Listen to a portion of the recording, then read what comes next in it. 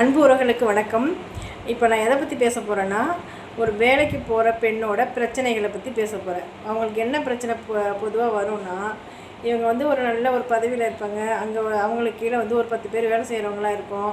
அவங்கள அதிகாரம் பண்ணி பழகியிருப்பாங்க. அதே அதிகாரத்தை இவங்க வீட்டில் வந்து காமிச்சாங்கன்னா அது செல்லுபடி ஆகாது. நீ வந்து வீட்டுக்குள்ளே வந்துட்டேன்னா உன் குழந்தைங்களுக்கு அம்மா, உன்னோட கணவனுக்கு மனைவி, உன்னோட மாமியார் மாமனாருக்கு மருமகள், அந்த போஸ்டிங்கை நீ கையில் எடுத்துக்கணும். நாங்கள் எவ்வளோ பெரிய பதவியில் இருக்கேன் தெரியுமா, நான் எப்படி அதட்டி உருட்டி எல்லாரையும் மிரட்டிகிட்டு இருக்கேன் தெரியுமா அப்படின்னு நீங்கள் வீட்டில் வந்து எல்லாரையும் அதட்ட முடியுமா? முதல் உன் குழந்தைகிட்ட அதட்ட முடியுமா? உன்னால் ஒன்றுமே நடக்காது. அதை அங்கேயே மறந்துட்டு நீ வெளியில் வாசப்படியிலையும் உன்னோட ஷூவை கழட்டுறப்போயோ உன்னோட செப்பலை கழட்டுறப்போயோ உன்னோட அதிகாரத்தையும் அங்கேயே கழட்டி வச்சுக்கலாம். நீ உள்ளே வரணும்.